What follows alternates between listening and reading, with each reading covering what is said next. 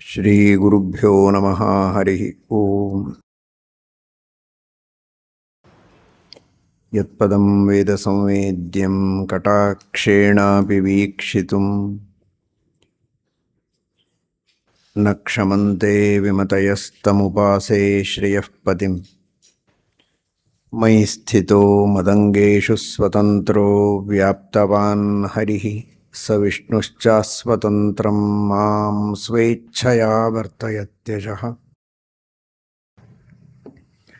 ಸ್ವಾತ್ಮನಸ್ತಸ್ಯ ಪೂಜಾ ಸ್ಯುಃ ಮನೋವಾಕ್ಕಾಯವೃತ್ತಯಃ ಮಮೈತಾಃ ಇತಿ ಕರ್ತಾರಂ ಉದ್ದೇಶ್ಯಂಚ ಹರಿಂ ಸ್ಮರೇತ್.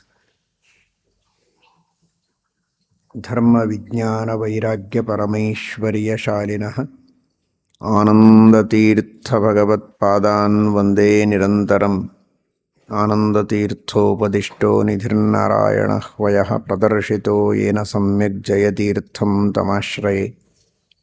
ಸತ್ಯಾಭಿಜ್ಞಕರಾಬ್ಜೋತ್ಥಾನ್ ಪಂಚಾಶದ್ವರ್ಷಪೂಜಕಾನ್ ಸತ್ಯಪ್ರಮೋದತೀರ್ಥಾರ್ಯಾನ್ ನೌಮಿನ್ಯಾಯ ಸುಧಾರತಾನ್.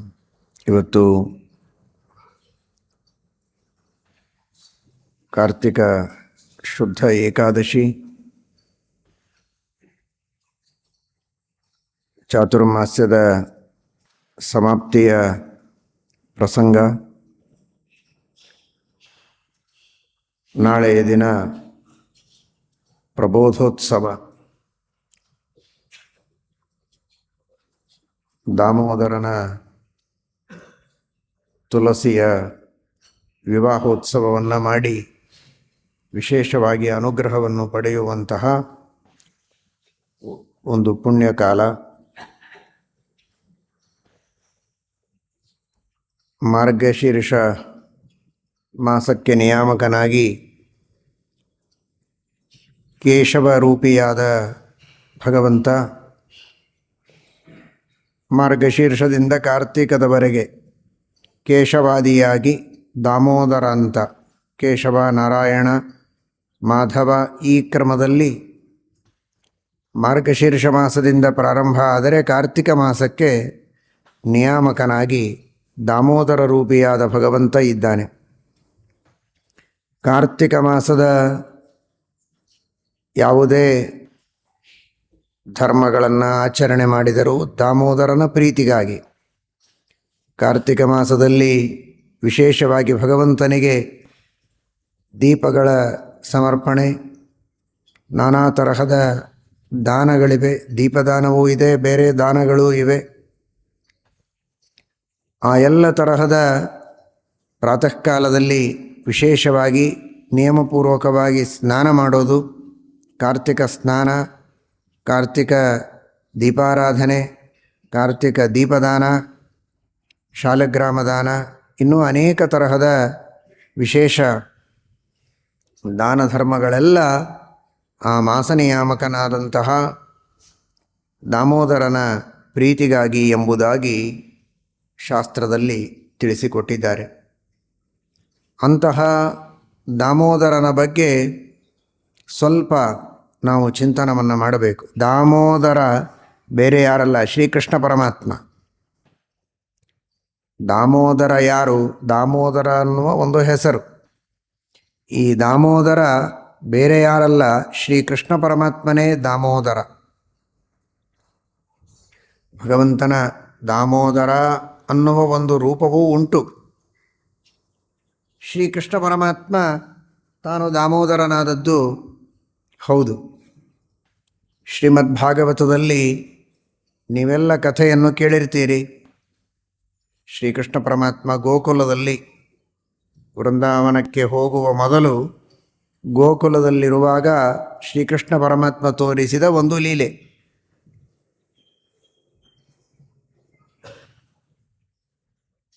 ಯಶೋದೆ ಮೊಸರು ಕಡೆಯುತ್ತಾ ಇದ್ದಾಳೆ. ಹಾಲು ಮನೆಯಲ್ಲಿಯೇ ಹಾಲು ಹಿಂಡಿಸಿ ಅದನ್ನು ಕಾಯಿಸಿ ಹೆಪ್ಪಾಕಿ ಮೊಸರಾದ ಮೇಲೆ ಆ ಕೆನೆಮೆಸರನ್ನು ಕಡಿದು ಅದರಿಂದ ಬೆಣ್ಣೆ ತೆಗೆದು ತುಪ್ಪ ಮಾಡಿ ದೇವರಿಗೆ ಸಮರ್ಪಣೆ ಮಾಡಿ ಸ್ವೀಕಾರ ಮಾಡುವಂತಹ ಪದ್ಧತಿ. ಈ ಊರಲ್ಲಿದ್ದವರಿಗೆ, ಹಳ್ಳಿಯಲ್ಲಿದ್ದವರಿಗೆ ನಿಮಗೆಲ್ಲ ಅದರ ಬಗ್ಗೆ ಚೆನ್ನಾಗಿ ಗೊತ್ತು. ಇತ್ತೀಚೆಗೆ ಕಡಿಮೆಯಾಗಿದೆಯೋ ಏನೋ.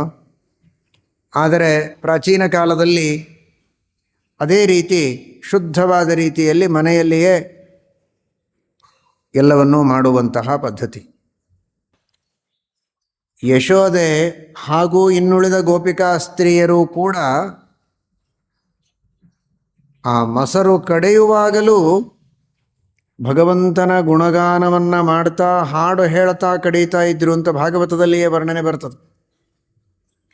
ಹಾಡುಗಳನ್ನು ಕಟ್ಟಿ ಹಾಡಿ ಪರಮಾತ್ಮನನ್ನು ಸಂತೋಷಪಡಿಸೋದು ಇತ್ತೀಚೆಗೆ ಆ ದಾಸ ಸಾಹಿತ್ಯದ ವಿಶೇಷವಾದ ಪ್ರವರ್ತನೆಯಾದ ಮೇಲೆ ಆ ಪದ್ಧತಿ ಬಂದದ್ದು ಅಂತ ತಿಳಿಯಬೇಡಿ.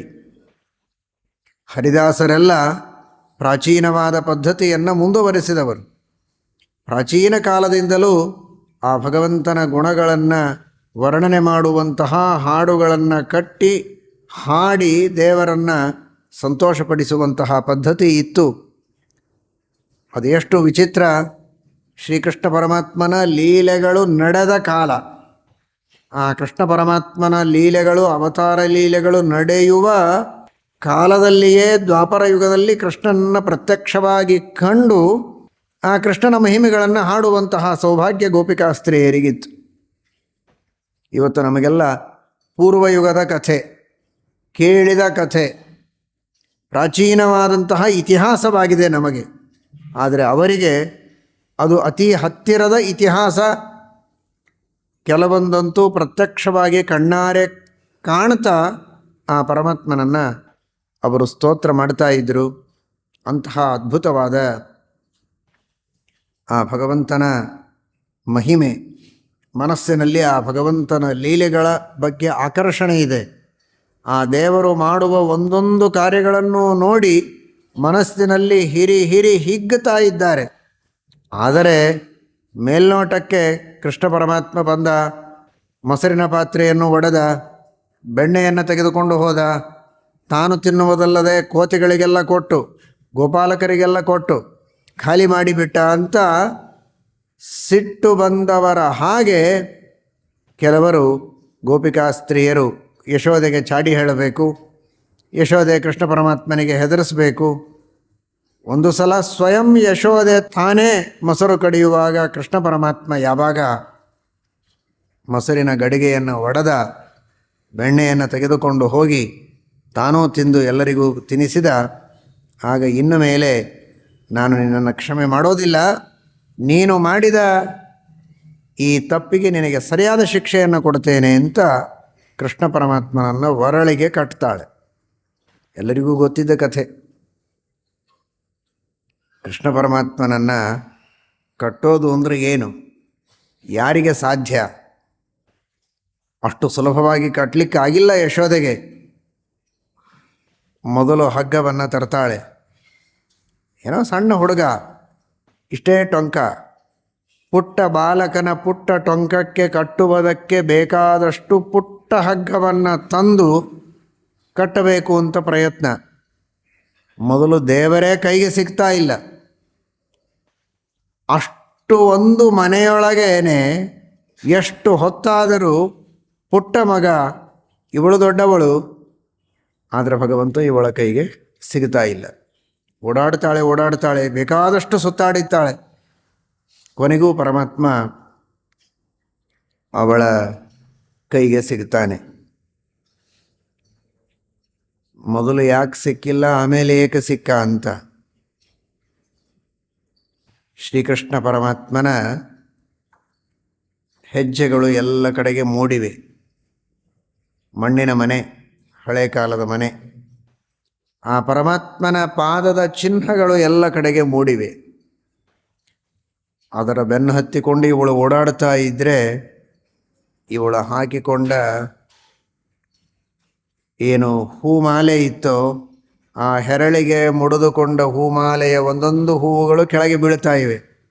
ಶ್ರೀಕೃಷ್ಣ ಪರಮಾತ್ಮನ ಪಾದಕ್ಕೆ, ವಿಷ್ಣು ಪಾದಕ್ಕೆ, ಕೃಷ್ಣ ಪಾದಕ್ಕೆ ಪುಷ್ಪಾರ್ಚನೆಯನ್ನು ಗೊತ್ತಿಲ್ಲದೆ ಮಾಡಿದಂತೆ ಆಯಿತು. ಆ ಪುಷ್ಪಾರ್ಚನೆಯನ್ನು ಮಾಡಿದ ಫಲ ಶ್ರೀಕೃಷ್ಣ ಪಾತ್ರರ ಸಂಗಡ ಯಾತ್ರೆಯ ಚರಿಸಿ ಅಂತ ದಾಸರಂತಾರೆ. ತೀರ್ಥಯಾತ್ರೆಗಳನ್ನು ಮಾಡಬೇಕಾದರೆ ಸುಮ್ಮನೆ ತಾನೇ ಒಬ್ಬನೇ ಹೋಗಿ ಬರೋದಕ್ಕಿಂತಲೂ ದೊಡ್ಡವರ ಜೊತೆಗೆ ಯಾತ್ರೆಯನ್ನು ಮಾಡಬೇಕು ಅಂತ. ಇನ್ನೇನು ದೊಡ್ಡವರಿನ್ನ, ಸರ್ವೋತ್ತಮನಾದಂತಹ ಶ್ರೀಕೃಷ್ಣನ ಜೊತೆಗೇನೇ ಯಾತ್ರೆಯಾಗಿದೆ ಇವಳಿಗೆ. ಎಲ್ಲಿ ಹೋಗ್ತೀರಿ ಯಾತ್ರೆಗೆ? ಮಥುರಾಕ್ಕೆ, ಗೋಕುಲಕ್ಕೆ, ವೃಂದಾವನಕ್ಕೆ, ಅಯೋಧ್ಯೆಗೆ. ಯಾಕೆ? ಅಲ್ಲಿ ರಾಮದೇವರು ಅವತಾರ ಮಾಡಿದ ಸ್ಥಳ ಅಯೋಧ್ಯ, ಶ್ರೀಕೃಷ್ಣ ಅವತಾರ ಮಾಡಿದ ಸ್ಥಳ ಮಥುರಾ ಅನ್ನೋದಕ್ಕೆ ಅಲ್ಲಿ ಯಾತ್ರೆಗೆ ಹೋಗ್ತೀರಿ ನೀವು. ಕೃಷ್ಣ ಈಗ ಕಾಣುವುದಿಲ್ಲ ಅಲ್ಲಿ. ಇದ್ದಾನೆ, ಕೃಷ್ಣ ಇಲ್ಲದೇ ಇರುವ ಸ್ಥಳ ಎಲ್ಲಿದೆ? ಅವಶ್ಯವಾಗಿ ಕೃಷ್ಣನ ಸನ್ನಿಧಾನ ಅಲ್ಲಿದೆ, ನಮಗೆ ಕಾಣುವುದಿಲ್ಲ, ರಾಮ ಕಾಣೋದಿಲ್ಲ. ಆದರೂ ನಾವು ಹೋಗ್ತೇವೆ. ಯಾಕೆಂದರೆ ಕೃಷ್ಣ ಅವತಾರ ಮಾಡಿದ ಸ್ಥಳ, ರಾಮ ಅವತಾರ ಮಾಡಿದ ಸ್ಥಳ ಅನ್ನೋದಕ್ಕೆ ಅದು ಪವಿತ್ರ. ಆ ಸ್ಥಳಕ್ಕೆ ಹೋಗಿ ಬಂದರೆ ಸಾಕು, ನಾವು ಧನ್ಯರಾಗ್ತೇವೆ ಅಂತ. ಇದು ಎಂಥ ಯಾತ್ರೆ ನೋಡಿ, ಯಶೋದೆ ಮಾಡಿದ ಯಾತ್ರೆ. ಅದು ಕೃಷ್ಣ ಅವತಾರ ಮಾಡಿದ ಸ್ಥಳಕ್ಕೆ, ಆ ಮಣ್ಣಿಗೆ ಕೈ ಹತ್ತಿ ತಲೆಗೆ ಒತ್ತಿಕೊಳ್ಳುವುದಕ್ಕಲ್ಲ, ಸಾಕ್ಷಾತ್ ಪ್ರತ್ಯಕ್ಷವಾಗಿ ಶ್ರೀಕೃಷ್ಣ ಪರಮಾತ್ಮ ಮುಂದೆ ಹೋಗ್ತಾ ಇದ್ದಾನೆ, ಇವಳು ಬೆನ್ನಿನಿಂದ ಹೋಗ್ತಾ ಇದ್ದಾಳೆ. ಇದಕ್ಕಿಂತ ದೊಡ್ಡ ಯಾತ್ರೆ ಯಾವುದಿಲ್ಲ. ಕೃಷ್ಣನನ್ನೇ ಪ್ರತ್ಯಕ್ಷವಾಗಿ ಹಿಡಿಯುವುದಕ್ಕೆ ಹೊರಟ ಯಾತ್ರೆ ಇದು. ಕಣ್ಣಾರೆ ಕೃಷ್ಣನನ್ನು ನೋಡ್ತಾ ಅವನನ್ನು ಬೆನ್ನು ಹತ್ತಿದ ಯಾತ್ರೆ. ಕೃಷ್ಣ ಭಕ್ತರ ಜೊತೆಗೆ ಮಾಡಿದ ಯಾತ್ರೆ ಅಲ್ಲ ಇದು, ಕೃಷ್ಣನ ಜೊತೆಗೆ ಮಾಡಿದ ಯಾತ್ರೆ. ಯಾರನ್ನು ಸೇರಬೇಕು? ಕೃಷ್ಣನನ್ನೇ ಪಡೀಬೇಕು, ಅವನನ್ನೇ ಕೈ ಹಿಡಿಬೇಕಾಗಿದೆ.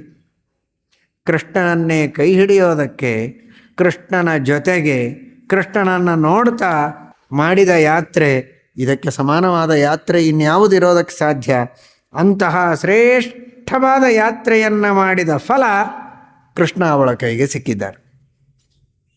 ಶ್ರೀಮದಾಚಾರ್ಯರು ನಿರ್ಣಯವನ್ನು ಕೊಡ್ತಾರೆ, ಯಾಕೆ ಶ್ರೀಕೃಷ್ಣ ಪರಮಾತ್ಮ ಯಶೋದೆಯ ಕೈಗೆ ಸಿಕ್ಕ ಅಂತ. ಪುನಃಸಮೀಕ್ಷತಶ್ರಮಂ ಜಗಾಮ ತತ್ಕರಗ್ರಹಂ ಪ್ರಭುಸ್ವಭಕ್ತವಶ್ಯತಾಂ ಪ್ರಕಾಶಯನ್ ಉರುಕ್ರಮಃ. ಬಹಳ ಸುಂದರವಾಗಿ ಪುಟ್ಟ ಮಾತಿನಲ್ಲಿ ಶ್ರೀಮದಾಚಾರ್ಯರು ನಿರ್ಣಯವನ್ನು ಕೊಡ್ತಾರೆ, ಬಹಳ ದೊಡ್ಡ ನಿರ್ಣಯವನ್ನು. ಕೃಷ್ಣ ಪರಮಾತ್ಮನಿಗೆ ಯಶೋದೆಗೆ ಕೈಗೇನೇ ಸಿಗದೇ ಇರೋ ಹಾಗೆ ತಾನು ಹಾರಿ ಹೋಗ್ಲಿಕ್ಕೆ ಬರ್ತಾ ಇತ್ತು, ಏನೂ ಅಸಾಧ್ಯ. ಹಾಗಾದರೆ ಯಾಕೆ ಕೈಗೆ ಸಿಕ್ಕ? ಪ್ರಭು ಸ್ವಭಕ್ತವಶ್ಯತಾಂ ಪ್ರಕಾಶಯನ್ ಉರುಕ್ರಮಃ. ಪರಮಾತ್ಮ ಭಕ್ತರಿಗೆ ತಾನು ವಶನಾಗಿದ್ದೇನೆ ಅಂತ ತೋರಿಸಬೇಕು. ಅವಳು ವಿಶೇಷವಾಗಿ ಭಕ್ತಿಯಿಂದ ಪರಮಾತ್ಮನನ್ನು ಬೆನ್ನು ಹತ್ತಿದ್ದಾಳೆ. ಸ್ವಾಭಾವಿಕವಾಗಿ ಅವಳು ಭಕ್ತಳು. ದ್ರೋಣ ಅನ್ನುವಂತಹ ಒಬ್ಬ ವಸು, ಅವನ ಪತ್ನಿ ಧರ, ಅವಳೇ ಯಶೋದೆಯಾಗಿ ಅವತಾರ ಮಾಡಿದ್ದಾಳೆ, ವಸುಪತ್ನಿ ಅವಳು. ಹೀಗಾಗಿ ಅವಳಿಗೆ ಸ್ವಾಭಾವಿಕವಾಗಿ ಭಗವಂತನಲ್ಲಿ ಭಕ್ತಿ ಇದೆ. ತಪಸ್ಸು ಮಾಡಿ ಪರಮಾತ್ಮನ ಬಾಲಲೀಲೆಗಳನ್ನು ನೋಡಬೇಕು ಅಂತ ಅವತಾರ ಮಾಡಿದವಳು, ಅಂತಹ ವಿಷ್ಣು ಭಕ್ತಳು. ಅನ್ನೋದಕ್ಕಾಗಿ ಪರಮಾತ್ಮ ತಾನು ಭಕ್ತರಿಗೆ ವಶನಾಗ್ತೇನೆ ಅಂತ ತೋರಿಸುವುದಕ್ಕೆ ಅವಳ ಕೈಗೆ ಸಿಕ್ಕಿದ್ದಾಳೆ.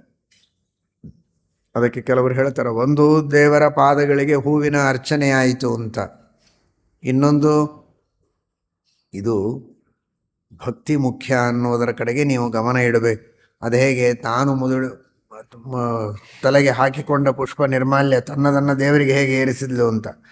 ಬೇಕು ಅಂತ ತಲೆಯಲ್ಲಿದ್ದದ್ದನ್ನು ತೆಗೆದು ಏರಿಸುವುದಲ್ಲ, ಸಹಜವಾಗಿ ಆ ಬಿದ್ದದ್ದನ್ನು ಈ ರೀತಿ ಅನುಸಂಧಾನವನ್ನು ಜ್ಞಾನಿಗಳು ಮಾಡಿದ್ದಾರಷ್ಟೆ. ಯಶೋದೆಯೇ ತಾನು ಹಾಕಿಕೊಂಡ ಹೂವನ್ನು ದೇವರಿಗೆ ಏರಿಸಿದ ಮೇಲೆ ನಾವು ಹಾಗೆ ಮಾಡಬಹುದು ಅಂತ ಮಾಡಲಿಕ್ಕೆ ಹೋಗಬೇಡಿ. ದೇವರಿಗೆ ಸಮರ್ಪಣೆ ಮಾಡಿದ್ದನ್ನು ತಾವು ಮುಡಿದುಕೊಳ್ಳಬೇಕೇ ಹೊರತು ತಾವು ಹಾಕ್ಕೊಂಡದ್ದನ್ನು ದೇವರಿಗೆ ಸಮರ್ಪಣೆ ಮಾಡೋದಲ್ಲ. ತಿಳಿಯಬೇಕಾದದ್ದು ಪರಮಾತ್ಮನನ್ನು ಅನುಸರಣೆ ಮಾಡಿದ್ದು, ಯಾತ್ರೆ ಮಾಡಿದ್ದು.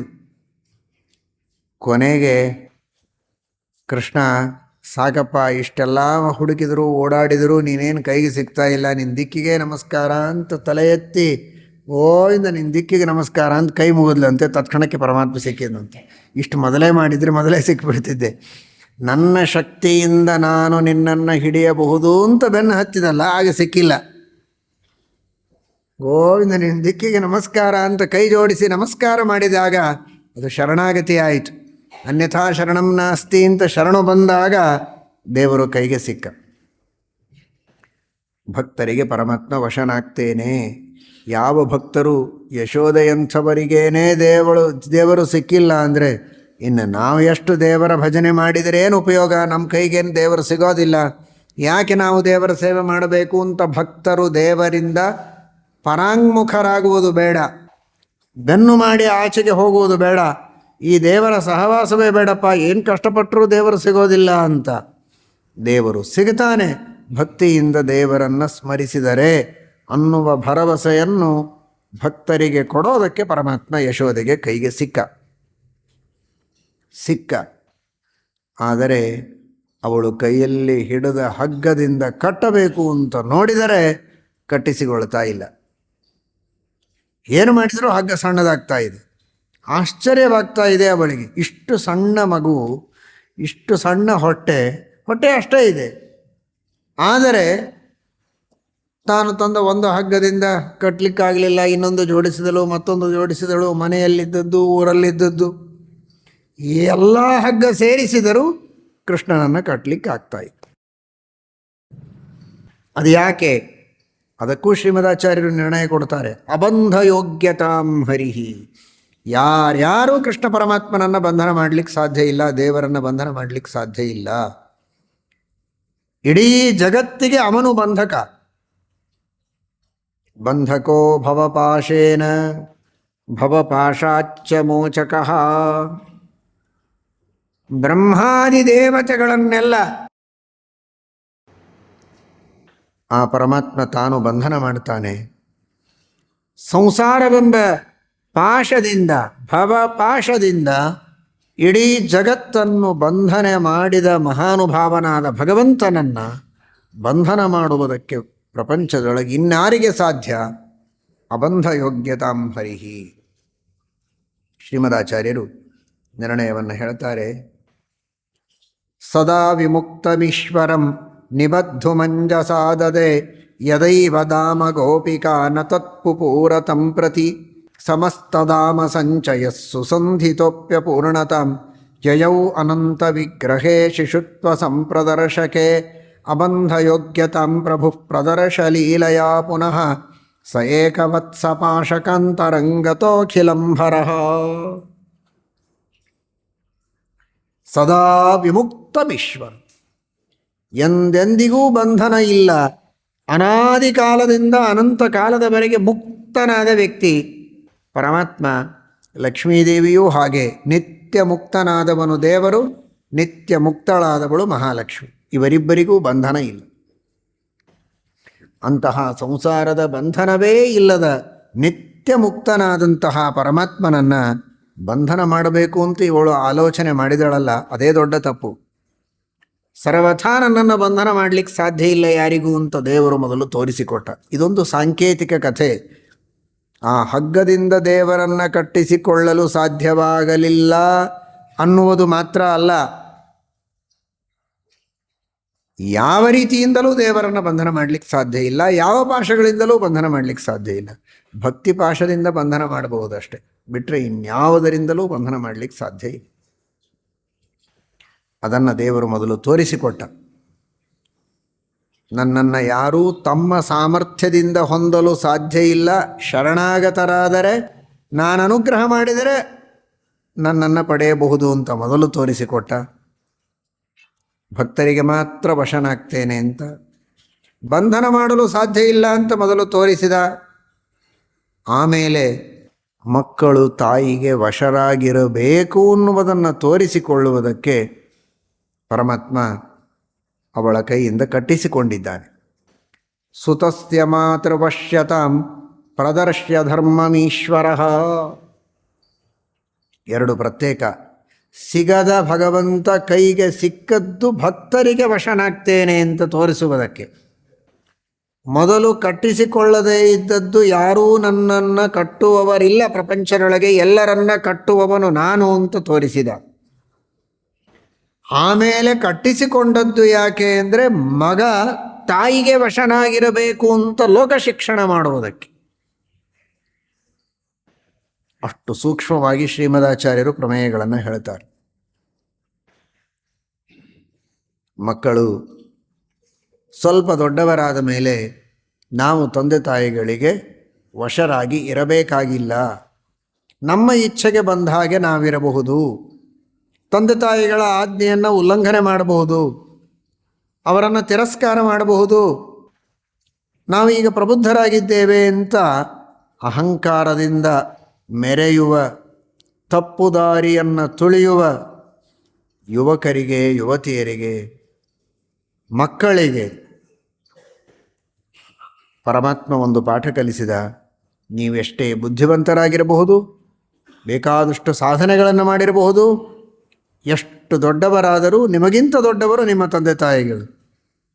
ಅವರಿಗೆ ವಶರಾಗಿ ಅವರ ಆಜ್ಞೆಯನ್ನು ಪರಿಪಾಲನೆ ಮಾಡ್ತಾ ಅವರ ಮನಸ್ಸಿಗೆ ಸಂತೋಷವಾಗುವ ರೀತಿಯಲ್ಲಿ ವಿನೀತರಾಗಿರಬೇಕೇ ಹೊರತು ಅಹಂಕಾರದಿಂದ ತಂದೆ ತಾಯಿಗಳಿಗೆ ತಿರಸ್ಕಾರ ಮಾಡಿ ಎಂದಿಗೂ ಜೀವನದಲ್ಲಿ ನೀವು ಶ್ರೇಯಸ್ಸನ್ನು ಪಡೆಯುವುದಕ್ಕೆ ಸಾಧ್ಯ ಇಲ್ಲ ಅಂತ ಶ್ರೀಕೃಷ್ಣ ಪರಮಾತ್ಮ ಜಗತ್ತಿಗೆ ತೋರಿಸಬೇಕಾಗಿದೆ. ಅವನ ನಾಟಕನೇ ಮಾಡಬೇಕು. ಯಾಕಂದರೆ ನಿಜವಾದ ತಂದೆ ತಾಯಿಗಳ ಜೊತೆಗೆ ತಾನು ವರ್ತನೆ ಮಾಡಿ ಹೀಗೆ ನೀವು ಇರಬೇಕು ಅಂತ ತೋರಿಸೋ ಹಾಗೆ ಇಲ್ಲ ದೇವರು. ಯಾಕೆಂದರೆ ಅವನಿಗೆ ತಂದೆ ಇಲ್ಲ, ತಾಯಿ ಇಲ್ಲ. ಎಲ್ಲರನ್ನು ಹುಟ್ಟಿಸಿದವ ಅವ, ಅವನನ್ನು ಹುಟ್ಟಿಸಿದವರು ಇನ್ನೊಬ್ಬರಿಲ್ಲ. ಸರ್ವಕರ್ತ ನ ಕ್ರಿಯತೆ ತಂ ನಮಾಮಿ ರಮಾಪತಿಂ. ಎಲ್ಲರಿಗೆ ಅವನು ಕರ್ತ, ಅವನಿಗೆ ಕರ್ತ ಇನ್ನೊಬ್ಬರಿಲ್ಲ. ಅಂದ ಮೇಲೆ ಯಾರು ತಂದೆ, ಯಾರು ತಾಯಿ? ಹೀಗಿದ್ದರೆ ಪರಮಾತ್ಮ ನಮಗೆಲ್ಲ ಪಾಠ ಕಲಿಸಬೇಕು ಹೇಗೆ? ಅದಕ್ಕಾಗಿ ತಂದೆ ತಾಯಿಗಳಿಲ್ಲದಿದ್ದರೂ ಅವರನ್ನೇ ತಂದೆ ತಾಯಿಗಳು ಅಂತ ವ್ಯವಹಾರದಲ್ಲಿ, ಅವತಾರದಲ್ಲಿ ಪರಮಾತ್ಮ ಹೆಸರು ಕೊಟ್ಟು ಆ ತಂದೆ ತಾಯಿಗಳ ಆಜ್ಞೆಯನ್ನು ತಾನು ಪರಿಪಾಲನೆ ಮಾಡಿ ತೋರಿಸಿದ ಶ್ರೀರಾಮಚಂದ್ರ. ಈ ಕಡೆಗೆ ಶ್ರೀಕೃಷ್ಣ ಪರಮಾತ್ಮ ತಾಯಿ ತಂದ ಹಗ್ಗದಿಂದ ಕಟ್ಟಿಸಿಕೊಂಡ, ತಾನು ತಾಯಿಗೆ ವಶನಾಗಿದ್ದೇನೆ ಅಂತ ತೋರಿಸಿದ. ನೀವು ಹೀಗೆ ತಂದೆ ತಾಯಿಗಳ ಪಾಶಕ್ಕೆ ಸಿಲುಕಿ ಇರಬೇಕು, ಅವರ ಆಜ್ಞೆ ಎಂಬ ಪಾಶಕ್ಕೆ ಸಿಲುಕಿ ಇರಬೇಕು, ಅದರಿಂದ ಕಟ್ಟಿಸಿಕೊಳ್ಳಬೇಕು. ಅವರ ಆಜ್ಞೆಯನ್ನು ಉಲ್ಲಂಘನೆ ಮಾಡಿ ಹೋಗಬಾರದು ಅಂತ ಜಗತ್ತಿಗೆ ದೇವರು ಕಲಿಸಿಕೊಟ್ಟಿದ್ದಾನೆ ಅಂತ ಶ್ರೀಮದಾಚಾರ್ಯರು ನಮಗೆ ಮಹಾಭಾರತ ತಾತ್ಪರ್ಯ ನಿರ್ಣಯದಲ್ಲಿ ತಿಳಿಸಿಕೊಡ್ತಾರೆ.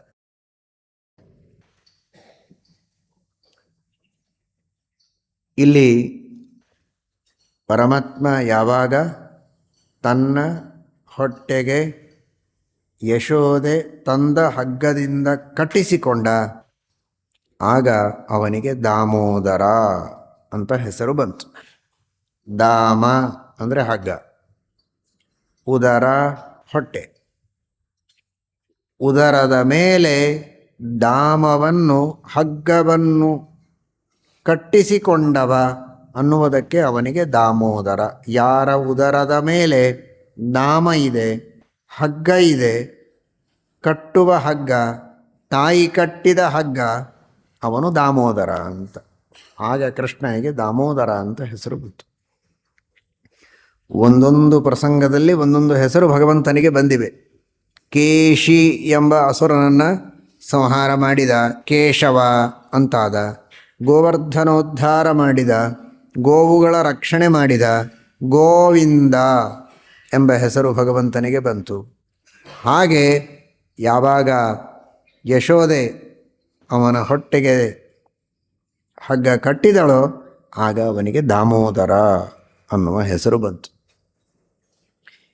ಪರಮಾತ್ಮನಿಗೆ ನಿಜವಾಗಿ ಅವನ ಸ್ಥಾನ, ಅವನ ಮಾನ, ಅವನ ಐಶ್ವರ್ಯ, ಅವನ ಶಕ್ತಿ, ಅವನ ವೀರ್ಯ, ಅವನ ಪರಾಕ್ರಮಕ್ಕೆ ಇದು ನೋಡಿದರೆ ಕಲಂಕ. ಇದು ಕಟ್ಟಿಸಿಕೊಳ್ಳೋದು ಅಂತ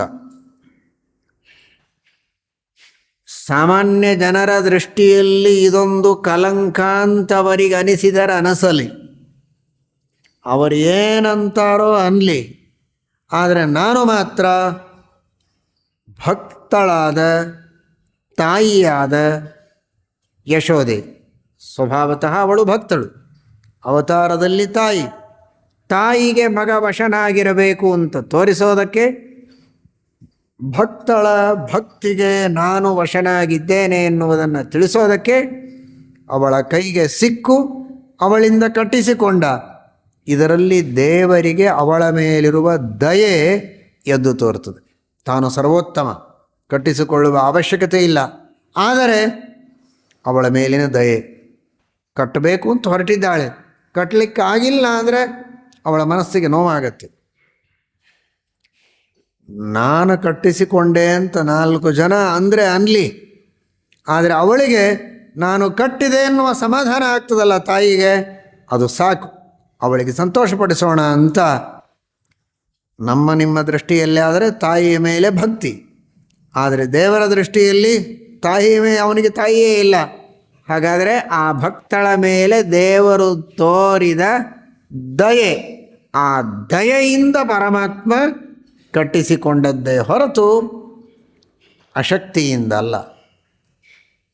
ಈ ದೃಷ್ಟಿಯಲ್ಲಿ ದಾಸರು ಹಾಡುವಾಗ ಬೇರೆ ಇನ್ಯಾವುದೋ ಶಬ್ದವನ್ನು ಹುಡುಕಲಿಲ್ಲ. ಅವರು ದೇವರಿಗೆ ದಯೆಯನ್ನು ಪ್ರಾರ್ಥನೆ ಮಾಡುವಾಗ ಅವರು ಆರಿಸಿದ ಶಬ್ದ ದಾಮೋದರ ಅಂತ. ದಯವಿರಲಿ ದಯವಿರಲಿ ದಾಮೋದರ ಅಂತ ದಾಸರು ಹಾಡಿದರು. ಯಾಕೆ ಅಂದರೆ ಆ ದಾಮೋದರನ ಪ್ರಸಂಗದಲ್ಲಿ ದೇವರು ದಯೆಯನ್ನು ಎತ್ತಿ ತೋರಿಸಿದ್ದಾನೆ. ಎದ್ದು ತೋರುವಂತೆ ಆ ದಯೆಯನ್ನು ಪರಮಾತ್ಮ ತೋರಿಸಿದ್ದಕ್ಕೆ ಈ ಶಬ್ದಗಳನ್ನು ಬಳಸದೆ ದಾಮೋದರ ಎಂಬ ಶಬ್ದವನ್ನೇ ದಾಸರು ಬಳಸಿ ದಯವಿರಲಿ ದಯವಿರಲಿ ದಾಮೋದರ ಅಂದರು. ಯಾಕೆ ಅಂದರೆ ದಾಮೋದರನಾಗುವ ಹಿನ್ನೆಲೆಯಲ್ಲಿ ದೇವರ ದಯೆ ತೋರ್ತದೆ. ಸುಮ್ಮನೆ ಕೂತಲೇ ಬಂದು ಕಪಾಳಿಗೆ ಹೊಡೆದ್ರೆ ನೀವು ಅಷ್ಟು ಚೆನ್ನಾಗಿ ಹೊಡೆದಿಲ್ಲ, ಸ್ವಲ್ಪ ಈ ಕಡೆ ಬನ್ನಿ, ಚೆನ್ನಾಗಿ ಹೊಡಿಲಿಕ್ಕಾಗತ್ತೆ ಅಂತ ಹತ್ತಿರ ಕರ್ಕೊಂಡು ಹೊಡೆಸ್ಕೋತೀರಾ, ಇನ್ನೊಂದೆರಡು ಅಥವಾ ತಿರುಗಿ ಹೊಡಿತೀರಾ. ನಮಗಿರೋ ಅಲ್ಪ ಸ್ವಲ್ಪ ಸ್ಟೇಟಸ್ಸಿಗೆ ಧಕ್ಕೆ ಬರುವಂತೆ ನಡೆದರೆ ಸಹನೆ ಮಾಡಲಿಕ್ಕೆ ಆಗೋದಿಲ್ಲ. ನಮಗೆ ಸ್ಟೇಟಸ್ಸೇ ಇಲ್ಲ. ನಮಗೆ ಇಂಥವರಿಗೆ ಈ ಪರಿ ಅಹಂಕಾರ ಇದ್ದರೆ ಸರ್ವೋತ್ತಮನಾದ ಭಗವಂತನಿಗೆ ಒಬ್ಬ ಹೆಣ್ಣು ಮಗಳು ಬಂದು ಕಟ್ಟುತ್ತಾಳೆ ಅಂದರೆ ಎಂಥ ಅವಮಾನ. ಆದರೆ ದೇವರು ಆ ತಾಯಿಗೆ ಭಕ್ತಳಿಗೆ ಸಂತೋಷಪಡಿಸೋದಕ್ಕೆ, ಅವಳ ಇಚ್ಛೆ ಪೂರ್ಣ ಆಯಿತು, ಅವಳ ಸಂಕಲ್ಪ ಪೂರ್ಣ ಆಯಿತು ಅಂತ ಮಾಡೋದಕ್ಕೋಸ್ಕರ ಅವಳ ಮೇಲಿನ ದಯೆಯಿಂದ ತಾನು ಕಟ್ಟಿಸಿಕೊಂಡನಲ್ಲ. ಇದೇ ರೀತಿ ನಾವು ದೇವರನ್ನು ಹುಡುಕ್ಲಿಕ್ಕೆ ಹೊರಟೀವಿ. ನಾವು ದೇವರ ಬೆನ್ನತ್ತಿ ಹೊರಟೀವಿ ಹುಡುಕ್ಲಿಕ್ಕೆ, ದೇವರನ್ನು ನೋಡಬೇಕು ಅಂತ ಹೊರಟೀವಿ. ಅಂದು ದಯೆಯಿಂದ ಅವಳ ಕೈಗೆ ಸಿಕ್ಕಂತೆ ನಮಗೂ ನೀನು ಬೇಗ ಸಿಕ್ಕು ನಿನ್ನ ದರ್ಶನ ಕೊಟ್ಟು ಉದ್ಧಾರ ಮಾಡು ಅನ್ನುವ ಅರ್ಥದಲ್ಲಿ ದಾಸರು ಆ ಶಬ್ದವನ್ನು ಹುಡುಕಿ ದಯವಿರಲಿ ದಯವಿರಲಿ ದಾಮೋದರ ಅಂತ ಹಾಡಿದ್ದನ್ನು ನೀವೆಲ್ಲ ಕೇಳಿದ್ದೀರಿ.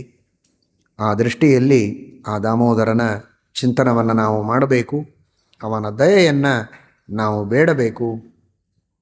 ಆ ಪರಮಾತ್ಮ ದಾಮೋದರ ಹೊಟ್ಟೆಯ ಮೇಲೆ ಹಗ್ಗ ಕಟ್ಟಿಸಿಕೊಂಡ ಅನ್ನೋದಕ್ಕೆ ಮಾತ್ರ ಅಂತ ತಿಳಿಯಬೇಡಿ.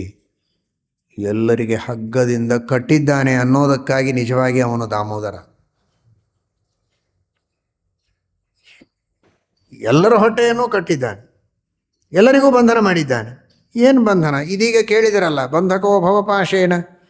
ಆ ಭವಪಾಶದಿಂದಲೇ, ಅದೇ ದಾಮ, ಸಂಸಾರವೆಂಬ ಪಾಶದಿಂದ ಎಲ್ಲರನ್ನೂ ಕಟ್ಟಿ ಹಾಕಿದ್ದರಿಂದ ದಾಮ ಉದರೇ ಯಸ್ಯ, ಯಾರ ಹೊಟ್ಟೆಯ ಮೇಲೆ ಹಗ್ಗ ಇದೆ ಅವನು ದಾಮೋದರ. ಮಾತ್ರ ಅಲ್ಲ, ದಾಮ ಉದರೇ ಏನ, ಯಾವ ಪರಮಾತ್ಮನ ಪ್ರೇರಣೆಯಿಂದ, ಯಾವ ಭಗವಂತನ ಇಚ್ಛೆಯಿಂದ, ಅವನ ಶಕ್ತಿಯಿಂದ ಜಗತ್ತಿನೊಳಗಿನ ಎಲ್ಲ ಜೀವರಾಶಿಗಳಿಗೂ ದಾಮ ಇದೆ, ಸಂಸಾರದ ಪಾಶ ಇದೆ. ಸಂಸಾರದ ಪಾಶದಿಂದ ಎಲ್ಲರನ್ನ ಕಟ್ಟಿದವ ಯಾರೋ ಅವನು ದಾಮೋದರ ಎಂಬುದಾಗಿ ನಾವು ನಿಜವಾಗಿ ಭಗವಂತನ ಮಹಿಮೆಯನ್ನು ತಿಳಿಯಬೇಕು. ಎಲ್ಲರನ್ನೂ ಕಟ್ಟಿದವ ದೇವರು. ಅವನು ಒಟ್ಟು ಹಗ್ಗ ಕಟ್ಟಿದ್ದಾನೆ. ಆ ಹಗ್ಗ ಬಿಚ್ಕೋಬೇಕು ಅಂತ ಏನಾದರೂ ಅಪೇಕ್ಷೆ ಇದ್ದರೆ ಅದಕ್ಕೊಂದು ಹಗ್ಗ ಇಟ್ಟಿದ್ದಾನೆ. ಇದು ನೋಡ್ರಿ ವಿಚಿತ್ರ. ಕಟ್ಟಿದ್ದು ಹಗ್ಗದಿಂದ, ಬಿಚ್ಕೋಬೇಕು ಅಂತ ಅಪೇಕ್ಷೆ ಇದ್ದರೆ ಇನ್ನೊಂದು ಹಗ್ಗ ಕಟ್ಟಿದ್ದಾನೆ. ಅಲ್ಲಪ್ಪ, ಹಗ್ಗ ಕಟ್ಟಿದ್ದನ್ನು ಬಿಚ್ಚು ಅಂದರೆ ಮತ್ತೊಂದು ಹಗ್ಗನೇ ಕಟ್ತೀಯಲ್ಲ ನೀನು ಅಂದರೆ, ಇದನ್ನು ಚೆನ್ನಾಗಿ ಕಟ್ಕೊಳ್ರಿ ಅಂದರೆ ಅದು ಬಿಚ್ಚು ಹೋಗ್ತದೆ ಅಂತ. ಅದು ಯಾವ ಹಗ್ಗ? ಅದೇ ವೇದಗಳು. ವೇದಗಳು ಅನ್ನೋದೇ ಒಂದು ಹಗ್ಗ. ಆ ವೇದಗಳೆಂಬ ಹಗ್ಗದಿಂದ ದೇವರು ಕಟ್ಟಿದ್ದಾನೆ. ಆ ವೇದೋಕ್ತ ಕರ್ಮಗಳನ್ನು ಅನುಷ್ಠಾನ ಮಾಡಿ, ವೈದಿಕವಾದ ತತ್ವಗಳ ಚಿಂತನವನ್ನು ಮಾಡಿ, ಅನುಸಂಧಾನ ಮಾಡಿ, ಭಗವಂತನ ಲೀಲೆಗಳನ್ನು, ಮಹಿಮೆಗಳನ್ನು, ಸೃಷ್ಟಿಯಾದಿ ಕಾರ್ಯಗಳನ್ನು ವೇದದಲ್ಲಿ ಹೇಳಿದ ರೀತಿಯಲ್ಲಿ ನಾವು ಧ್ಯಾನ ಮಾಡಿದರೆ ಈ ಹಗ್ಗವನ್ನು ಬಿಚ್ಚಿಬಿಡ್ತಾನೆ, ಸಂಸಾರವೆಂಬ ಹಗ್ಗವನ್ನು ಬಿಚ್ಚುತ್ತಾನೆ. ಇದನ್ನು ಶ್ರೀಮದ್ ಭಾಗವತ ಹೇಳ್ತದೆ. ಯದ್ವಾಚಿತಂತ್ಯಾಂ ಗುಣಕರ್ಮ ನಾಮಭಿ ಸ್ವದಾಮಭಿರ್ವತ್ಸ ವಯಂ ಸುಯೋಜಿತಾ ಸರ್ವೇ ವಹಾಮೋ ಬಲಿಮೀಶ್ವರಾಯ ಪ್ರೋತಾನಸೀವದ್ವಿಪದೇ ಚತುಷ್ಪದಃ. ದಾಮ ಎಂಬ ಶಬ್ದವನ್ನೇ ಬಳಸಿ ಭಾಗವತ ಹೇಳುವ ಮಾತು.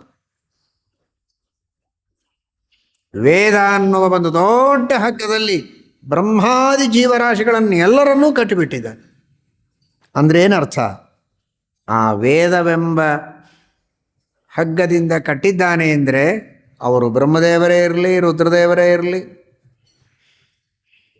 ಅಥವಾ ಗರುಡಶೇಷಾದಿಗಳು, ಇಂದ್ರಾದಿಗಳು, ಯಾರೇ ಇರಲಿ, ವೇದೋಕ್ತ ಕರ್ಮಗಳನ್ನು ಮಾಡಬೇಕು, ವೇದದಲ್ಲಿ ಹೇಳಿದ ಭಗವಂತನ ಗುಣಗಳ ಚಿಂತನವನ್ನು ಮಾಡಬೇಕು. ಆಗ ಅವರಿಗೆ ಸಂಸಾರದಿಂದ ಉದ್ಧಾರ. ಬ್ರಹ್ಮದೇವರಂತೂ ವೇದೋಕ್ತವಾದದ್ದನ್ನೂ ಚಿಂತನೆ ಮಾಡ್ತಾರೆ, ವೇದದಲ್ಲಿ ಹೇಳದೆ ಮಹಾಭಾರತದಲ್ಲಿ ಹೇಳಿದ್ದನ್ನೂ ಚಿಂತನೆ ಮಾಡ್ತಾರೆ. ಅಲ್ಲಿ ಎರಡೂ ಕಡೆಗೆ ಹೇಳದ್ದು ಅವರಿಗೆ ಸಾಕಾಗುವುದಿಲ್ಲ. ಇವತ್ತು ವೇದಗಳು ಎಷ್ಟಿವೆ ಅಂತ ಗೊತ್ತಿಲ್ಲದೆ ಇದ್ದ ಸ್ಥಿತಿಯೊಳಗೆ ನಾವಿದ್ದೇವೆ. ಆದರೆ ಬ್ರಹ್ಮದೇವರು, ನಮ್ಮ ಶ್ರೀಮದ್ ಆಚಾರ್ಯರ ಯೋಗ್ಯತೆ ಎಷ್ಟು ದೊಡ್ಡದು ತಿಳಿದುಕೊಳ್ಳಿ. ಜೀವೋತ್ತಮರು ವೇದೋಕ್ತ ತದನುಕ್ತ ಭಾರತೋಕ್ತ ತದನುಕ್ತ ಸಂಪ್ರದಾಯ ಆಗತ. ಅನಂತ ವೇದಗಳಲ್ಲಿ ಹೇಳಿದ ಗುಣಗಳನ್ನು ಉಪಾಸನೆ ಮಾಡಿದರೆ ಅವರಿಗೆ ಹೊಟ್ಟೆ ತುಂಬೋದಿಲ್ಲ, ಮನಸ್ಸು ತುಂಬೋದಿಲ್ಲ, ಸಾಕಾಗೋದಿಲ್ಲ. ನನಗಿನ್ನಷ್ಟು ಬೇಕು ಅಂತಾರೆ. ಸರಿ, ಇಂಥ ಮಹಾಭಾರತದಲ್ಲಿ ವೇದದಲ್ಲಿ ಹೇಳದೇ ಇದ್ದೇ ಎಷ್ಟೋ ವಿಷಯಗಳನ್ನು ಪರಮಾತ್ಮ ಹೇಳಿದ್ದಾನೆ, ಅದೆಲ್ಲವನ್ನೂ ಚಿಂತನೆ ಮಾಡ್ತಾರೆ. ಇನ್ನೂ ಬೇಕು ಅಂತ ಕೇಳ್ತಾರೆ. ಮತ್ತೆ ಇನ್ನೇನಾದರೂ ನಾನು ಹೇಳಿದರೆ ಮತ್ತೆ ಎಲ್ಲರಿಗೂ ಅದು ಗೊತ್ತಾಗಿಬಿಡ್ತದೆ, ಅಷ್ಟು ಯೋಗ್ಯತೆ ಬೇರೆಯವರಿಗಿಲ್ಲ, ಇಲ್ಲಿ ಬಾ ಅಂತ ಕರೆದು ಪರಮಾತ್ಮ ತಾನೇ ವಾಯುದೇವರಿಗೆ ಮಾತ್ರ ಕೆಲವು ವಿಷಯಗಳನ್ನು ಹೇಳ್ತಾನೆ. ಅದನ್ನು ಉಪಾಸನೆ ಮಾಡ್ತಾರೆ. ವೇದ, ಮಹಾಭಾರತ ಹಾಗೂ ಪರಮಾತ್ಮನಿಂದಲೇ ಉಪದಿಷ್ಟವಾದಂತಹ ತತ್ವಗಳನ್ನೆಲ್ಲ ಉಪಾಸನೆ ಮಾಡುವವರು ಬ್ರಹ್ಮದೇವರು, ಮಹಾನುಭಾವರು. ಆದರೆ ವೇದೋಕ್ತವಾದದ್ದನ್ನಂತೂ ಉಪಾಸನೆ ಮಾಡಲೇಬೇಕು, ಮಾಡ್ತಾರೆ. ಹೀಗಾಗಿ ಬ್ರಹ್ಮದೇವರೂ ವೇದೋಕ್ತವಾದದ್ದನ್ನು ಮಾಡ್ತಾರೆ, ಗರುಡಶೇಷ ರುದ್ರಾದಿಗಳೂ ಮಾಡ್ತಾರೆ, ಎಲ್ಲರೂ ಮಾಡ್ತಾರೆ. ಉಳಿದವರಂತೂ ಮಾಡಲೇಬೇಕು. ವೇದೋಕ್ತವಾದ ಭಗವಂತನ ಗುಣಗಳ ಉಪಾಸನೆ ಮಾಡಬೇಕು, ಅವರವರಿಗೆ ವಿಹಿತವಾದ ವೇದೋಕ್ತ ಕರ್ಮಗಳ ಅನುಷ್ಠಾನ ಮಾಡಬೇಕು. ಹಾಗೆ ಅನುಷ್ಠಾನ ಮಾಡಿ ಅಂತಃಕರಣ ಶುದ್ಧ ಮಾಡಿಕೊಂಡು ವೇದದಲ್ಲಿ ಹೇಳಿದ ಭಗವಂತನ ಮಹಿಮೆಗಳನ್ನು ಚಿಂತನೆ ಮಾಡಿದರೆ ಅವರಿಗೆ ಮೋಕ್ಷ. ಹಾಗಾದರೆ ಸಂಸಾರವೆಂಬ ಹಗ್ಗದಿಂದ ನಮ್ಮನ್ನು ಕಟ್ಟಿದ್ದಾನೆ. ಕಟ್ಟಿದ ಹಗ್ಗವನ್ನು ಬಿಚ್ಚು ಅಂತ ಹೇಳಿದರೆ ಇನ್ನೊಂದು ಹಗ್ಗ ಕಟ್ಟಿಟ್ಟಿದ್ದಾನೆ, ಅದು ವೇದವೆಂಬ ಹಗ್ಗ. ಆ ವೇದೋಕ್ತವಾದ ಕರ್ಮಗಳನ್ನು ನಾವು ಅನುಷ್ಠಾನ ಮಾಡಿದರೆ ಆ ಹಗ್ಗವನ್ನು ಬಿಚ್ಚುತ್ತಾನೆ. ಆದ್ದರಿಂದಲೂ ದೇವರು ದಾಮೋದರ, ದಾಮ ವೇದವೆಂಬ ಹಗ್ಗವನ್ನು ಎಲ್ಲರಿಗೆ ಕಟ್ಟಿದ್ದಾನೆ. ಆ ವೇದೋಕ್ತವಾದ ರೀತಿಯಲ್ಲಿ ನೀವು ನಡೆದರೆ ನಿಮ್ಮ ಉದ್ಧಾರ ಅಂತ ಪರಮಾತ್ಮ ನಮಗೆ ತಿಳಿಸಿದ್ದಾನೆ. ಆ ದೃಷ್ಟಿಯಲ್ಲಿಯೂ ದೇವರು ದಾಮೋದರ, ದಯವಿರಲಿ, ದಯವಿರಲಿ ದಾಮೋದರ, ನಿನ್ನ ದಯೆ ಇರಲಪ್ಪ. ದೊಡ್ಡ ವೇದಗಳನ್ನು ತಂದು ಕಟ್ಟಿಬಿಟ್ಟಿದ್ದಿ. ಆ ವೇದೋಕ್ತ ಕರ್ಮಾನುಷ್ಠಾನ ಮಾಡೋದು ಅಂದರೆ ಬಹಳ ಕಷ್ಟ ಇದೆ. ವೇದೋಕ್ತವಾದ ನಿನ್ನ ಗುಣಗಳ ಉಪಾಸನೆ ಮಾಡೋದು ಬಹಳ ಕಷ್ಟ ಇದೆ. ನನ್ನ ಯೋಗ್ಯತೆಗೆ ತಕ್ಕಷ್ಟು ಗುಣಗಳ ಉಪಾಸನೆಯನ್ನು ಮಾಡುವಂತೆ, ವೇದೋಕ್ತ ಕರ್ಮಗಳ ಅನುಷ್ಠಾನ ಮಾಡುವಂತೆ ನನಗೆ ಅನುಗ್ರಹ ಮಾಡು, ಅದಕ್ಕೋಸ್ಕರ ನಿನ್ನ ದಯವಿರಲಿ, ದಯವಿರಲಿ, ದಯವಿರಲಿ, ದಯವಿರಲಿ ದಾಮೋದರ. ಯಾಕಂದರೆ ಭಾಳ ದೊಡ್ಡ ವೇದಗಳಿಂದ ನಮ್ಮನ್ನು ಕಟ್ಟಿಬಿಟ್ಟಿದ್ದಿ, ಆ ವೇದೋಕ್ತ ಕರ್ಮಾನುಷ್ಠಾನ ಮಾಡಲಿಕ್ಕೆ ನಿಂದೇ ದಯ ಇರಲಪ್ಪ, ಅದಕ್ಕೆ ದಯವಿರಲಿ ಇಂದ, ದಯವಿರಲಿ, ದಯವಿರಲಿ ದಾಮೋದರ. ಈ ರೀತಿ ಆ ಪರಮಾತ್ಮನನ್ನು ನಾವು ಚಿಂತನೆ ಮಾಡಬೇಕು. ಅಂತೂ ಎಲ್ಲರನ್ನೂ ಕಟ್ಟುವುದಕ್ಕೆ ದೇವರು ಬಳಸಿದ ವೇದ ಇದೊಂದು ದಾಮ ಹಗ್ಗ. ಭಾಗವತದ ಭಾಷೆಯಲ್ಲಿ ವೇದ ಇದೊಂದು ದಾಮ. ಪರಮಾತ್ಮ ಸಕಲ ವೇದಗಳಿಂದ ಪ್ರತಿಪಾದ್ಯನಾಗಿದ್ದಾನೆ. ವೇದೈಶ್ಚ ಸರ್ವೈಃ ಅಹಮೇವ ವೇದ್ಯ. ಕಾರ್ತಿಕ ಮಾಸದಲ್ಲಿ ಭಗವದ್ಗೀತಾ ಪಾರಾಯಣಕ್ಕೆ ಬಹಳ ಮಹತ್ವ ಇದೆ. ನಿತ್ಯವೂ ಮಾಡಬೇಕು. ಜ್ಞೇಯಂ ಪಾಠ್ಯಂಚ ತದ್ವಯಂ ಅಂತ ಹೇಳಿದ್ದಾರೆ ಶ್ರೀಮದಾಚಾರ್ಯರು. ಅದರಲ್ಲಿಯೂ ಕಾರ್ತಿಕ ಮಾಸದಲ್ಲಿ ಭಗವದ್ಗೀತೆಯ ಪಾರಾಯಣಕ್ಕೆ ಬಹಳಷ್ಟು ಫಲವನ್ನು ಶಾಸ್ತ್ರದಲ್ಲಿ ತಿಳಿಸಿದ್ದಾರೆ. ಹೀಗಾಗಿ ಆ ಗೀತೆಯ ಮಾತಿನಿಂದ ನಾವು ತಿಳಿಯೋದಾದರೆ, ವೇದೈಶ್ಚ ಸರ್ವೈರಹಮೇವ ವೇದ್ಯೋ ವೇದಾಂತ ಕೃದ್ವೇದ ವಿದೇವ ಚಾಹಂ. ಆ ಪರಮಾತ್ಮ ಸಕಲ ವೇದಗಳಿಂದ ಪ್ರತಿಪಾದ್ಯನಾಗಿದ್ದಾನೆ. ಋಗ್ವೇದ, ಯಜುರ್ವೇದ, ಸಾಮವೇದ, ಅಥರ್ವವೇದ ಎಲ್ಲ ವೇದಗಳಿಂದಲೂ ಪರಮಾತ್ಮ ಪ್ರತಿಪಾದ್ಯನಾಗಿದ್ದಾನೆ. ವೇದಗಳನ್ನು ಓದಿದಾಗ ಮೇಲ್ನೋಟಕ್ಕೆ ಬೇರೆ ಅರ್ಥಗಳು ತೋರ್ತವೆ. ಯಜ್ಞ ಮಾಡಿ, ಯಾಗ ಮಾಡಿ ನಿಮಗೆ ಮಕ್ಕಳಾಗ್ತಾರೆ, ಸ್ವರ್ಗ ಆಗ್ತದೆ, ಏನೇನೋ ಫಲಗಳನ್ನು ಹೇಳಿದಂತೆ ನಮಗೆ ತೋರುತ್ತೆ. ಆದರೆ ನಿಜವಾಗಿ ಸಕಲ ವೇದಗಳಿಂದ ಪ್ರತಿಪಾದ್ಯನಾದವನು ಪರಮಾತ್ಮನೇ. ವೇದಗಳ ಸಾರ, ವೇದಗಳ ತಾತ್ಪರ್ಯ ಭಗವಂತನಲ್ಲಿದೆ. ಅದಕ್ಕಾಗಿ ದೇವರನ್ನು ಏನಂತ ಕರೆಯೋದು? ದಾಮೋದರ. ದಾಮ ವೇದಗಳು, ಅವುಗಳ ಉದರ ಮಹಾ ತಾತ್ಪರ್ಯ ವಿಷಯನಾದವನು ಭಗವಂತ.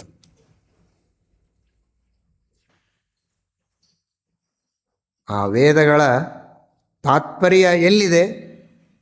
ಆ ವೇದಗಳ ಗರ್ಭದಲ್ಲೇನಿದೆ? ವೇದಗಳ ಉದರದಲ್ಲೇನಿದೆ? ಕಂಠದಲ್ಲಲ್ಲ. ಮೇಲ್ನೋಟಕ್ಕೆ ಬೇರೆ ಬೇರೆ ವಿಷಯಗಳನ್ನು ವೇದಗಳು ಹೇಳಬಹುದು, ಆದರೆ ವೇದದ ಹೊಟ್ಟೆಯಲ್ಲಿದ್ದದ್ದು, ವೇದದ ಉದರದಲ್ಲಿದ್ದದ್ದು ಅಂದರೆ ವೇದದ ತಾತ್ಪರ್ಯ ಇದ್ದದ್ದು ಪರಮಾತ್ಮನಲ್ಲಿ. ಆದ್ದರಿಂದ ದಾಮ ಎಲ್ಲ ವೇದಗಳ ಉದರ, ಮಹಾ ತಾತ್ಪರ್ಯ ವಿಷಯನಾದವನು ಭಗವಂತ ಸಕಲ ವೇದಗಳಿಂದ ಪ್ರತಿಪಾದ್ಯನಾಗಿದ್ದಾನೆ ಅನ್ನುವುದಕ್ಕಾಗಿ ಆ ಪರಮಾತ್ಮನಿಗೆ ದಾಮೋದರ. ವೇದದ ಮೇಲ್ನೋಟದ ಅರ್ಥಗಳೇ ಅರ್ಥಗಳು ಅಂತ ತಿಳಿದು ತಪ್ಪು ದಾರಿಯಲ್ಲಿ ನಡೆದು ಸಕಾಮಕರ್ಮಗಳನ್ನು ಮಾಡಿ ಎಲ್ಲಿಯೋ ಹೋಗಿ ಹಾಳಾಗುವುದು ಬೇಡ. ನಾವು ದಯವಿರಲಿ, ದಯವಿರಲಿ ದಾಮೋದರ, ನೀನೇ ಸಕಲ ವೇದಗಳಿಂದ ಪ್ರತಿಪಾದ್ಯನಾಗಿದ್ದೀಯೋ ಮಹಾರಾಯ. ನಿನ್ನ ತಿಳುವಳಿಕೆಯನ್ನೇ ಕೊಟ್ಟು ನಿನ್ನನ್ನೇ ನಂಬಿ ನಿನ್ನ ಸೇವೆಯನ್ನು ಮಾಡುವಂತೆ ದಯೆ ಇರಲಿ ನನ್ನ ಮೇಲೆ. ನೀನು ದಯೆ ತಪ್ಪಿಸಿದರೆ ನಾವು ವೇದದ ಮೇಲ್ನೋಟದ ಅರ್ಥವೇ ನಿಜ ಅಂತ ತಿಳಿದು ತಪ್ಪು ದಾರಿಯಲ್ಲಿ ನಡೆಯುವ ಪ್ರಸಂಗ ಬಂದೀತು. ದಯವಿರಲಿ, ದಯವಿರಲಿ ದಾಮೋದರ ಅಂತ ಆ ಭಗವಂತ ಸಕಲ ವೇದಗಳಿಂದ ಪ್ರತಿಪಾದ್ಯನಾಗಿದ್ದಾನೆ ಎಂಬುದಾಗಿ ಆ ಮಾತಿನಿಂದ ನಮಗೆ ತಿಳಿದು ಬರ್ತದೆ. ಇನ್ನು ಅನೇಕ ಅರ್ಥಗಳನ್ನು ದಾಮೋದರ ಎಂಬ ಶಬ್ದದಲ್ಲಿ ನಾವು ಚಿಂತನೆ ಮಾಡಬಹುದು. ಅಂತಹ ದಾಮೋದರನಾದ, ದಯಾಸಾಗರನಾದ, ಸಕಲ ವೇದ ಪ್ರತಿಪಾದ್ಯನಾದ, ವೇದಗಳೆಂಬ ಶ್ರೇಷ್ಠವಾದ ಮೋಕ್ಷ ಸಾಧನವಾದ ಗ್ರಂಥಗಳನ್ನು, ಅಪೌರುಷೇಯವಾದ ಗ್ರಂಥಗಳನ್ನು ತಾನು ಉಪದೇಶ ಮಾಡಿದ ಆ ಪರಮಾತ್ಮ, ಅಂತಹ ಭಗವಂತನ ವಿಶೇಷವಾದ ಅನುಗ್ರಹ ನಮ್ಮೆಲ್ಲರ ಮೇಲೆ ಇರಬೇಕು. ನಾವೆಲ್ಲ ಹೇಗಿರಬೇಕು? ಶುದ್ಧರಾಗಿರಬೇಕು. ಕಾಮಕ್ರೋಧಾದಿ ದೋಷಗಳನ್ನು ಕಳೆದುಕೊಳ್ಳಬೇಕು. ಇಂದ್ರಿಯ ನಿಗ್ರಹವನ್ನು ಮಾಡಬೇಕು. ಆಗ ಪರಮಾತ್ಮ ನಮ್ಮನ್ನು ಪ್ರೀತಿಯಿಂದ ಕಾಣುತ್ತಾನೆ. ಚೆನ್ನಾಗಿ ಅಭ್ಯಾಸ ಮಾಡುತ್ತಾರೆ ಮಕ್ಕಳು, ಹೇಳಿದ ಮಾತು ಕೇಳುತ್ತಾರೆ.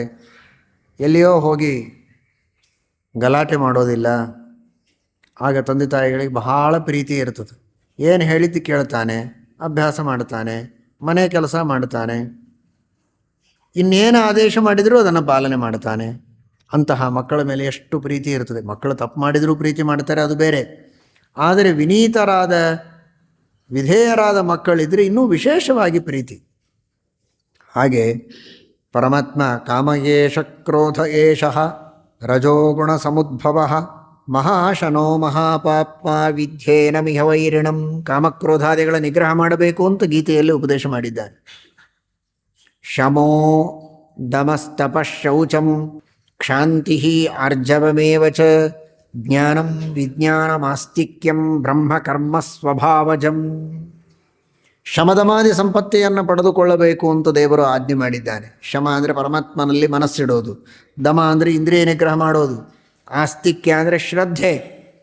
ಈ ಎಲ್ಲ ಸದ್ಗುಣಗಳನ್ನು ಪಡೆದುಕೊಳ್ಳಬೇಕು ಎಲ್ಲರೂ ಸಜ್ಜನರು, ವಿಶೇಷವಾಗಿ ಬ್ರಾಹ್ಮಣರು ಈ ಎಲ್ಲ ಸದ್ಗುಣಗಳನ್ನು ಪಡೆದುಕೊಳ್ಳಬೇಕು ಅಂತ ಬ್ರಹ್ಮಕರ್ಮ ಸ್ವಭಾವಜಂ ಅಂತ ಭಗವದ್ಗೀತೆಯಲ್ಲಿ ಕೃಷ್ಣ ಪರಮಾತ್ಮ ಹೇಳಿದ್ದಾನೆ. ನೋಡಿ, ಅಂದರೆ ನಾವೇನು ಮಾಡಿದರೆ ದೇವರಿಗೆ ಸಂತೋಷ? ದಮ ಇಂದ್ರಿಯ ನಿಗ್ರಹ, ಶಮೋ ದಮಸ್ತಪಶೌಚಂ. ಅಂತಹ ಇಂದ್ರಿಯ ನಿಗ್ರಹವನ್ನು ಮಾಡಬೇಕು, ಕಾಮಕ್ರೋಧಾದಿಗಳನ್ನು ನಿಗ್ರಹ ಮಾಡಬೇಕು ಅಂತ ಭಗವದ್ಗೀತೆಯಲ್ಲಿ ದೇವರು ಆದೇಶ ಮಾಡಿದ್ದಾನೆ. ನಾವು ಹಾಗೆ ಮಾಡಿದರೆ ದೇವರಿಗೆ ಪ್ರಿಯರಾಗ್ತೇವೆ. ನಾವು ಉನ್ಮತ್ತರಾಗಿ ಕಾಮಕ್ರೋಧಾದಿಗಳಿಗೆ ಪರವಶರಾಗಿ ಇಂದ್ರಿಯ ನಿಗ್ರಹವಿಲ್ಲದಂತೆ ಮನಸ್ಸಿಗೆ ಬಂದಂತೆ ಭೋಗವನ್ನು ಮಾಡ್ತಾ ತಪ್ಪು ದಾರಿಯಲ್ಲಿ ನಡೆದರೆ ದೇವರಿಗೆ ಅಪ್ರಿಯರಾಗ್ತೇವೆ. ದೇವರಿಗೆ ಅಪ್ರಿಯರಾಗುವುದು ಅಂದರೆ ನರಕಕ್ಕೆ ಹೋಗೋದು. ಹಾಗಾದರೆ ನಮ್ಮ ಉದ್ಧಾರ ಆಗಬೇಕು, ನಾವು ದೇವರಿಗೆ ಪ್ರಿಯರಾಗಬೇಕು. ದೇವರಿಗೆ ಪ್ರಿಯರಾಗಬೇಕು, ದೇವರು ಹೇಳಿದಂತೆ ವೈರಾಗ್ಯದಿಂದ ಇಂದ್ರಿಯ ನಿಗ್ರಹವನ್ನು ಮಾಡಿ ವಿಹಿತವಾದದ್ದನ್ನು ಮಾತ್ರ ಸೇವನೆ ಮಾಡ್ತಾ, ನಿಷಿದ್ಧವಾದದ್ದನ್ನು ಯಾವುದನ್ನೂ ಅಪೇಕ್ಷೆ ಪಡದೆ ಇಂದ್ರಿಯಗಳನ್ನು ಸಂಯಮದಿಂದ ನಾವು ಇಟ್ಟುಕೊಂಡರೆ ದೇವರಿಗೆ ಬೇಕಾದವರಾಗ್ತೇವೆ. ದಮ ಅಂದರೆ ಇಂದ್ರಿಯ ನಿಗ್ರಹ. ನಾವೇನಾಗಬೇಕು? ದಾಮರಾಗಬೇಕು, ಇಂದ್ರಿಯ ನಿಗ್ರಹ ಮಾಡುವವರಾಗಬೇಕು. ದಮಸ್ಯ ಇಮೆ ದಾಮಾಹ. ದಮ ಅಂದರೆ ಇಂದ್ರಿಯ ನಿಗ್ರಹ. ಇಂದ್ರಿಯ ನಿಗ್ರಹ ಮಾಡುವವರು ಯಾರೋ ಅವರು ದಾಮರು. ನಾವು ದಾಮರಾಗಬೇಕು.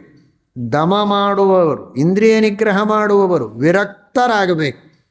ಆಗ ದೇವರು ನಮ್ಮನ್ನು ಅಷ್ಟು ಪ್ರೀತಿ ಮಾಡ್ತಾನೆ, ತನ್ನ ಹೊಟ್ಟೆಯೊಳಗೆ ಕೂಡಿಸಿಕೊಳ್ತಾನೆ.